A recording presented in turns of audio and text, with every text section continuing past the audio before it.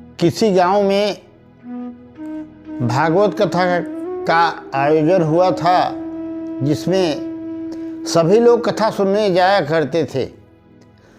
उस गांव के एक सेठ जी थे जो बड़े भगवत भक्त थे और भगवान में विश्वास रखते थे और प्रतिदिन कथा सुनने जाया करते थे। पर उन्हें एक चिंता जरूर थी। एक दिन कथा के अंत के बाद उन्होंने व्यास जी से पूछा, तो दूसरे दिन कथा में उन्होंने बताया कि जो लोग कितना भी जीवन भर पाप किए हों तो उन्हें नरक जाना पड़ता है, परंतु अगर एक बार राधा नाम बोल दें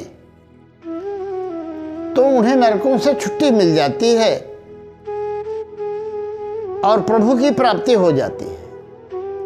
तो वही बात सेठ जी ने उनसे पूछा कि मेरा एक भाई है जो अत्यंत नास्तिक है, न भगवान को मानता है, न कथा सुनता है, न संतों को मानता है, तो प्रभु उसका उपाय क्या है? व्यास जी ने कहा, चलो कभी उसका भी समाधान हो जाएगा और उसका भी उपाय हो जाएगा। दूसरे दिन कथा सुनने के बाद जब उन सेठ जी ने विनय किया तो वो महात्मा जी जो व्यास जी थे उनके साथ उनके घर गए और उसने चारपाई बिछाई, बिस्तर बिछाया, संत को बैठाया और अपने भाई से कहा कि अरे आओ, महात्मा जी आए हैं, इनके चरण स्पर्श करो, आशीर्वाद लो। उसने कहा तुम ही जाओ, उनकी पूजा करो, भोजन कराओ। मैं किसी संत वंत को नहीं मानता, न भगवान को मानता हूँ, मैं बहुत ही नास्तिक हूँ, मुझे इस सबसे कोई विश्वास नहीं और न लेना देना है। महात्मा जी सुन रहे थे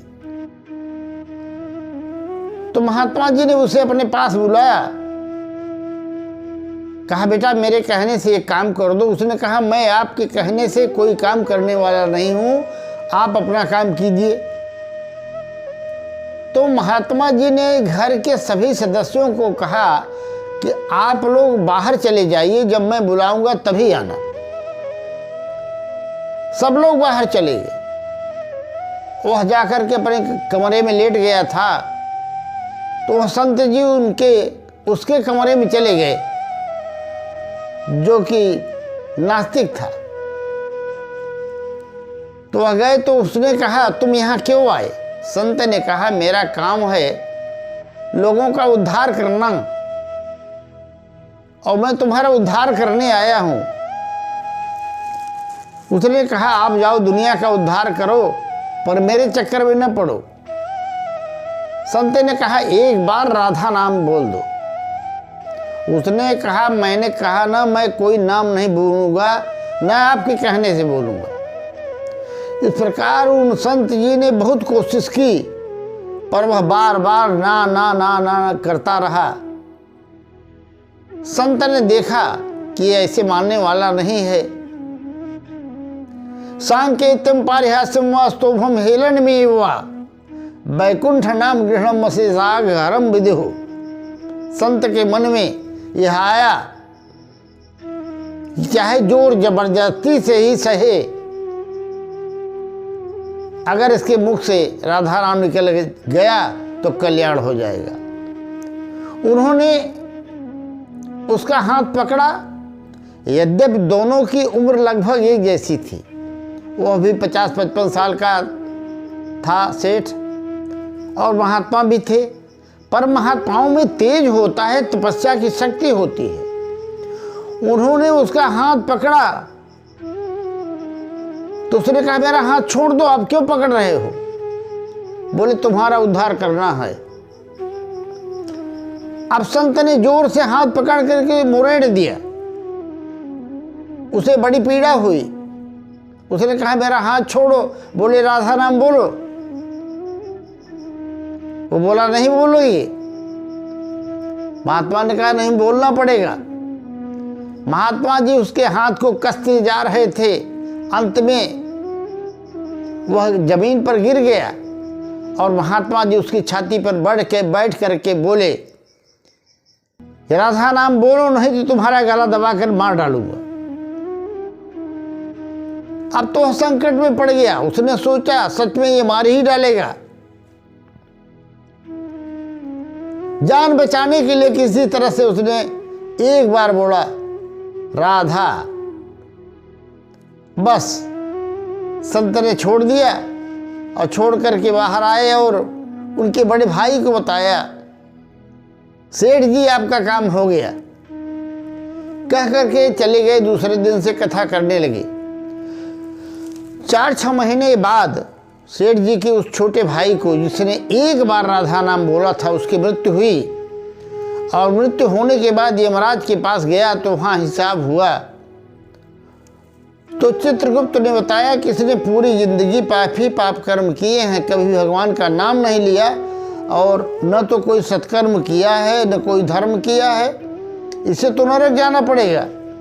सहसा उसने देखा किसने एक बार संत के जोर जबरदस्ती करने पर राधा नाम का उच्चारण किया है। यमराज जी बोले कि अगर यह एक बार भी राधा नाम का उच्चारण किया है तो उसका फल तो जो होता होगा देना पड़ेगा। तो यमराज जी ने उससे पूछा कि एक बात बताओ, तुम पहले राधा नाम का फल चाहते हो या नरक? उसने कहा मुझे पहले राधा नाम का फल दे दीजिए, उसके बाद नरक तो भोगना ही है मुझे। अब यमराज का दिमाग चक्कर काटने लगा कि एक बार राधा नाम बोलने का क्या फल होता है उन्हें पता ही नहीं। वे शंकर जी के पास लेकर उसको गए। शंकर जी ने कहा भैया मुझे भी नहीं पता है। अब ब्रह्मा जी के पास गए तो बताया कि इसने एक बार राधा नाम बोला है, उसका क्या फल होता है उसे दे दिया जाए। ब्रह्मा जी ने भी इनकार कर दिया कि मुझे नहीं पता कि एक बार राधा नाम बोलने का क्या फल होता है। तब सभी लोग उसको साथ में लेकर गोलोक धाम गए, जहां राधा और कृष्ण विराजमान थे। और जब उसको लेकर के वहां गए तो भगवान ने हंसते हुए कहा आप लोग कैसे यहां पधारे? सबने बताया। बगल में बैठे हुए राधा जी हंसने लगी। बोली क्या आप लोगों को अब भी समझ में नहीं आया कि एक बार राधा नाम बोलने का क्या फल होता है? अरे यह यमपुरी से लेकर के शिव जी के दरबार में भी गया, ब्रह्मा के दरबार में गया और सबका अवलोकन आनंद लेते हुए मेरे पास आ गया है। और अब ये मेरा नाम लिया है तो मेरे पास ही रहेगा। यही है राधा नाम का फल। मित्रों, इसीलिए कहा है भाव भाव अनख आलस हूँ, नाम जपत मंगल दिश दस हूँ।